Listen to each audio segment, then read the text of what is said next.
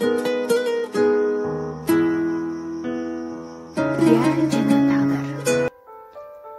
үйүңдө кандай тарбияң көрсөң, башка жака барганда дагы ошондой кыласың.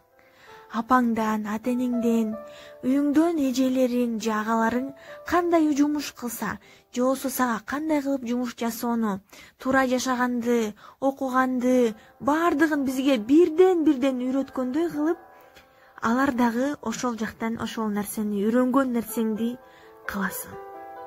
Ийгиликке жетпе. Барсаң, атаң менен апаң урушуп атса, бардығын өліп болып қалды. Байқадыңар беле? Ошон үчүн үй бүлөдөгү ынтымак ийгиликтин башаты. Бекеринен орусчада айтпайт го, ячейка общества семья депчи.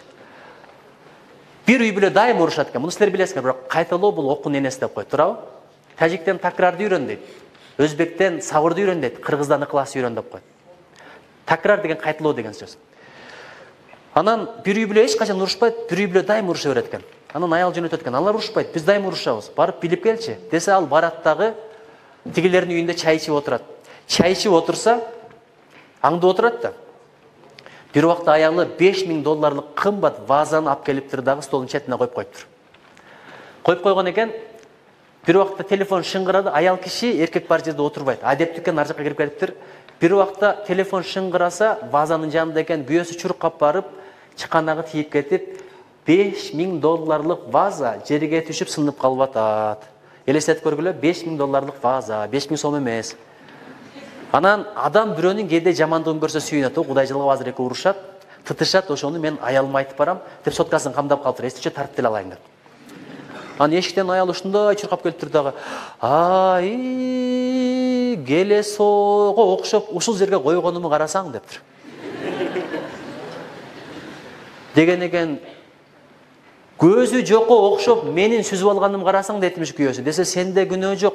Мен келесем жерге коюп атам. Наргарак койсом болот эле, бул жака койсом болот десе, жок, сен жакшы эле койгонсуң.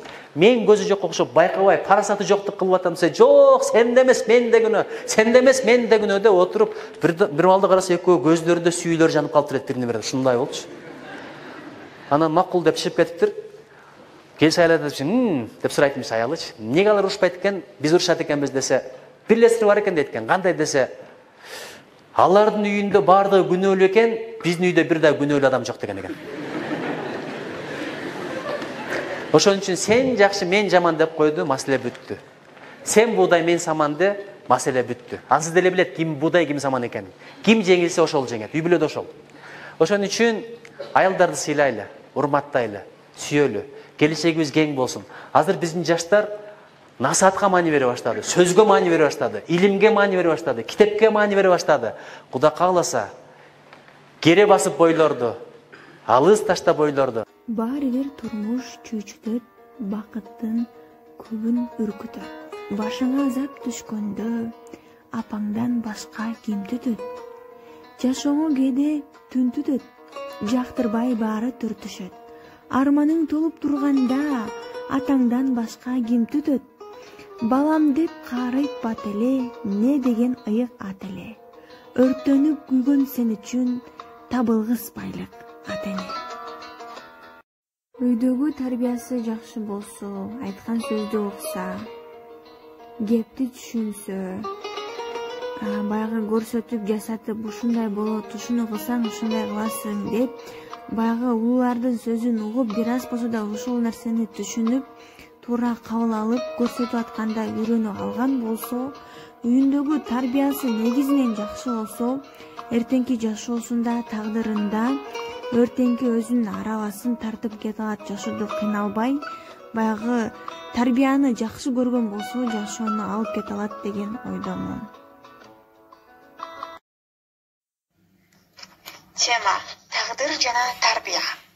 Баарыбыз өз жашообуз, тагдырыбыз тууралуу ойлонобуз. Бизде келечекте кандай окуялар күтүп турат? Алдыдагы максат, кыялдарым орундалабы деген сыяктуу суроолор көпчүлүгүн эле түшүндүрөт. Жашы бир топко барып, калган чоң ата, чоң апалар менен сүйлөшкөндө алардын каалоо тилектеринен тышкары ага баш ийген тагдыр аттуу түшүнүгүн бир аз болсо да токтолуп айтып беришет. Чындыгында тагдыр түшүнүгү татаал маселенин катарына кирет. Элдер арасында маңдайыма ушундай жазылыптыр. Тагдырым менин бактысыз болушума белгилеп коюптур деген сыяктуу жаңылышып калышкан ой пикирлер бар.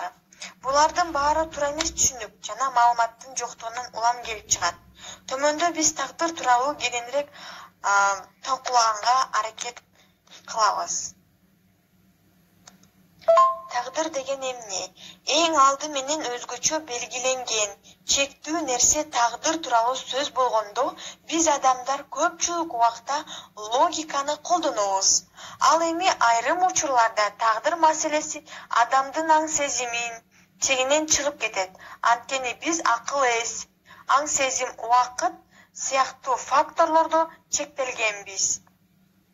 Тагдыр деген сөзгө келсек, бул адам акылы жетпеген жараттардын улуу сыры. Тагдырга чыдап ишенүү бул жашоодогу болуп жаткан көрүнүш, окуя, иш-аракеттердин баарын биз сабырдуулук менен жеңгенге аракет жасасак болот.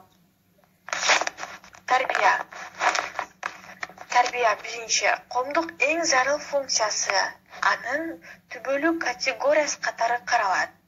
Тарбия жаш муундарда коомдук өндүрүштөрдүн жана маданий турмуштан даярдоо максатында жашоонун белгилүү деңгээлиндеги билимин, башкача айтканда балдардын адет, дене, акыл эсин максатка ылайыктуу багытталган калыптануучу процесс. Ошондой эле экинчи, балдардын коомдук маданияттын жана улуу муундун үлгүсүн, тажрыйбаларын үйрөтүүсү. Тарбия коомдун жана адабий турмуштагы өндүрүштөгү активдүүлүгүн даярдоого багытталган.